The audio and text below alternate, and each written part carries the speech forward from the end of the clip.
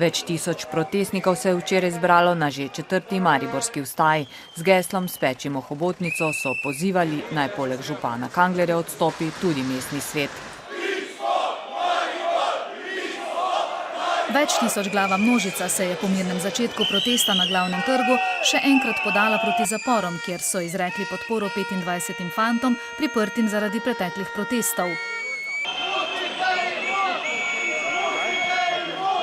Protestniki, teh je bilo iz minute v minuto več, so se nato preselili pred mestno hišo, tam pa zapeli še eno uporniško in simbolično zažgali hobotnico.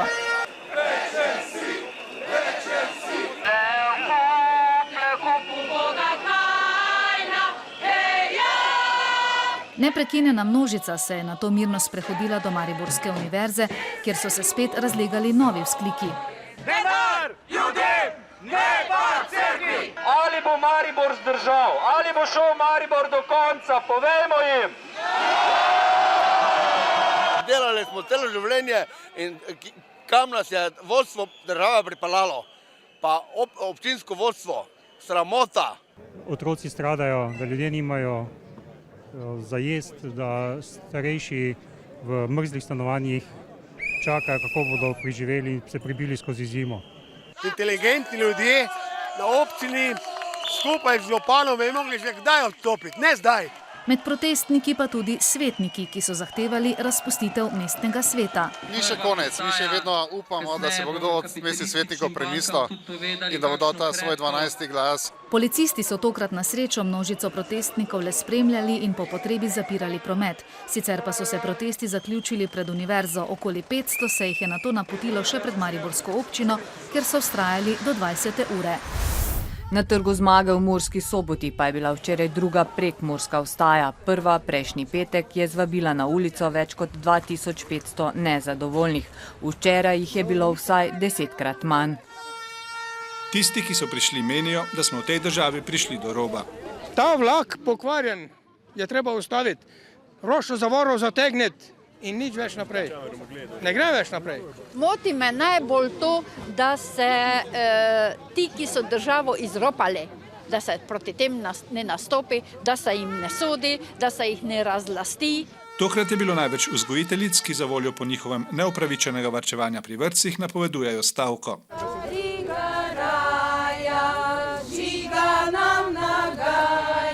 Tole na ulici je ena od poti, je tudi stavka prava pot? Ja, mislim, da bo, če se drugače ne bo dalo dogovoriti in ne bodo prisluhnili. Prisluhnili pa niso niti 2600 delavka Mure, ki so leta 2009 ostale brez služb. In še danes, za razliko od vplivnežev, tudi brez upravnin. Gospod predsednik bivše Mure je dobil 60 000, ker ni bil niti leto dni v Muri.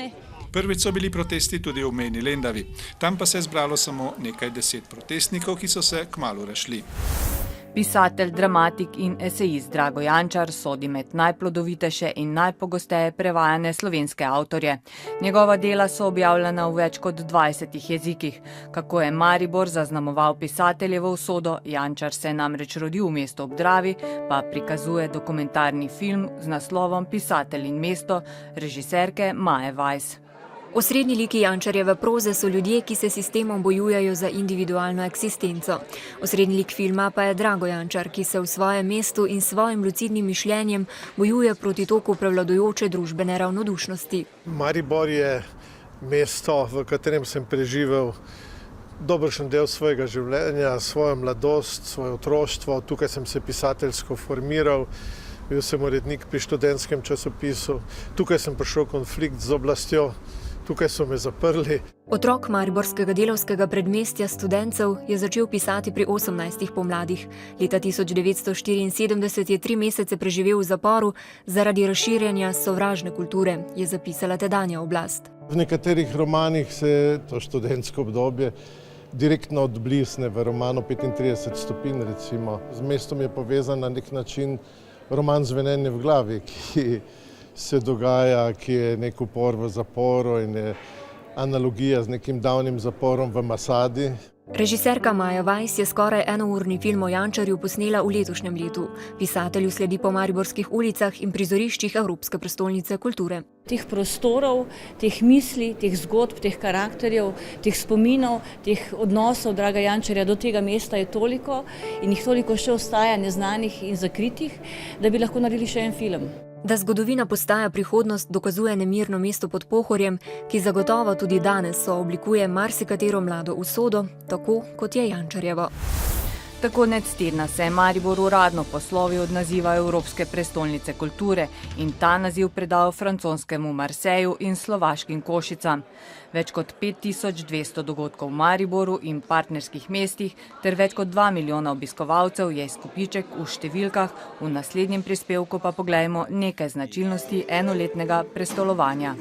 Z zamislijo prestolovanja evropski kulturi se je Maribor začel poigravati že leta 2006. Uvodne formalnosti so spomladi leta 2009 iz Bruslja prinesle težko pričakovan odgovor. Maribor bo skupaj s partnerskimi mesti, Velenjem, Novim mestom, Slovenj Ptujem in Mursko Soboto ter portugalskim Guimarãesom prestoloval evropski kulturi v letu 2012. A pot do semka je bila trnova.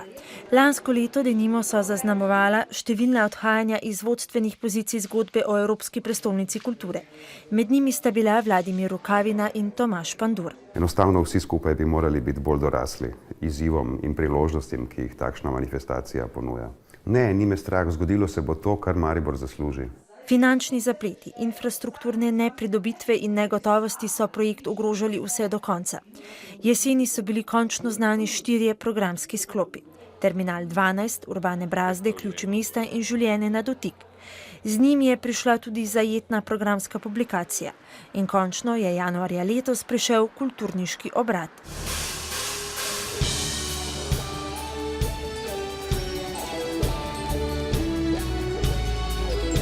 Karkoli se dogaja, karkoli si gledaš, pridobiš, ne? Vedno zarasteš. Prestolnica je tukaj, projekti očitno bo izpeljani, samo po mojem bolj slabo, ker denarja ni. Čuješ, imam televizijo, doma kam te hodijo. Kulturno prestolnico so zaznamovali dogodki spektakelskih razsežnosti, pa tudi drobne butične zgodbe, kot jih poimenuje programski direktor. Sem prepričan, da smo opravili zelo zahtevno delo, da smo dali mestu in drugim partnerskim mestom en impuls in predvsem nakazali, kako bi bilo s pomočjo kulture, kreativnosti lahko vzpostaviti eno živahno mesto prihodnosti. Različne javnosti in različne vsebine, eminentni gostje, med njimi Rebeka Horn in Cvetan Todorov, japonski Buto, Kings of Strings in preštevilni drugi, ki se zapisujejo med večje in manjše vrhunce Evropske prestolnice kulture. Ne mine dan, da ne bi slovenski športniki opozorili nase. Kot zadnjemu je to uspelo na smukaški tekmi svetovnega pokala v alpskem smučanju Roku Perku. V Val Gardeni je odlično izkoristil spremenljive vremenske razmere in številko 35 o prihodu skozi cilj celo povedel.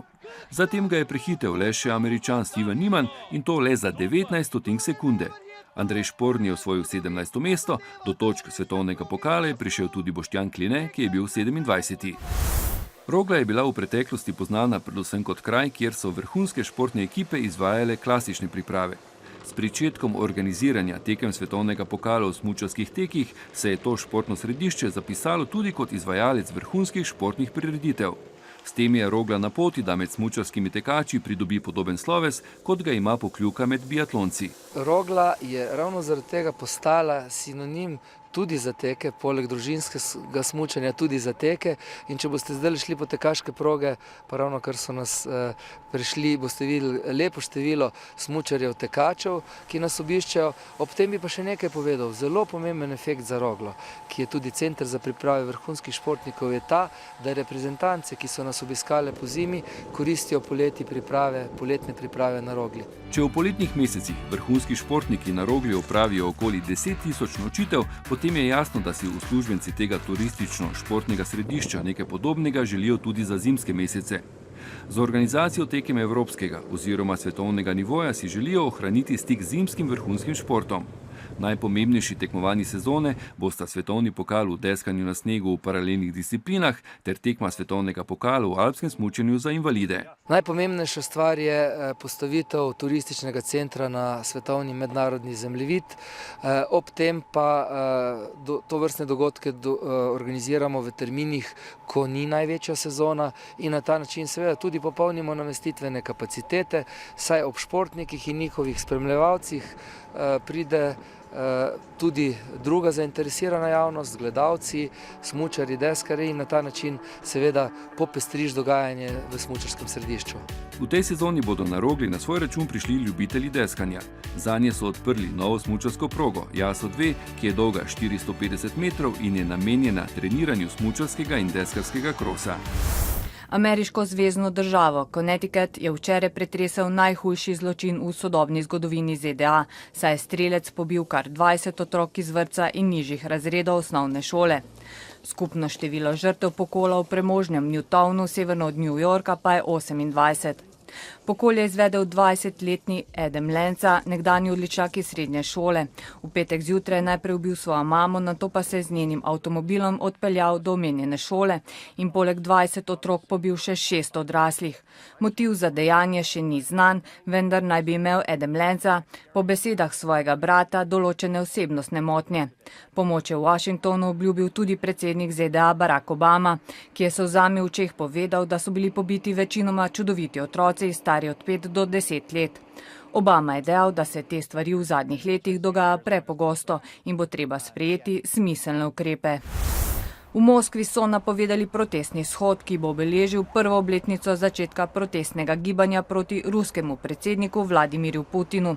Moskovske mestne oblasti so sicer v četrtek sporočile, da ne bodo dovolile demonstracij, a so ruski opozicijski voditelji dejali, da prepovedi ne bodo upoštevali in bodo danes zavzeli mestne ulice. V Egiptu so se ob 8. uri po lokalnem času odprla volišča, na katerih se lahko volivci izrečejo o predlogu nove ustave. Danes bo lahko glas oddalo nekaj čez 26 milijonov volivcev, med drugim v največjih mestih Kairu in Aleksandriji, preostalih 25 milijonov pa jih bo lahko glasovalo prihodnje soboto. Predlogu ostro nasprotuje opozicija, ki trdi, da predlog spodkopava pravice žensk in verskih manjšin ter pravico do svobode govora. NASA je zato, da bi pomirila tiste, ki so vse bolj panični zaradi napovedanega konca sveta, predčasno objavila kratek video, v katerem znanstveniki razlagajo, zakaj teorija o koncu sveta niti ni bila verjetna. Video so nameravali objaviti 22. decembra, dan po dnevu, ko naj bi bilo po majevskem koledarju konec sveta. Kot pripoveduje v filmu, so teorijo, da se bo svet končal 21. decembra, nekateri povezali s koncem majevskega koledarja. Pri tem pa tudi namigujejo, da se bo svet končal s trčenjem Zemlje in mitološkega planeta Nibiru. Znanstveniki ameriške vesoljske agencije napovedi zanikajo, prav tako napoved konca sveta zanikajo tudi pripadniki ljudstva Majev. Ti so prepričani, da datum označuje le začetek novega obdobja. Jutri bo delno jasno z zmerno oblačnostjo. Ponekod po nižinah bo večji del dneva megla ali nizka oblačnost. Najnižje jutranje temperature bodo od -4 do 2, najvišje dnevne od 3 do 8 stopinj Celzija. V ponedeljek in torek bo zmerno do pretežno oblačno in večinoma suho. Ponekod po nižinah bo megla ali nizka oblačnost.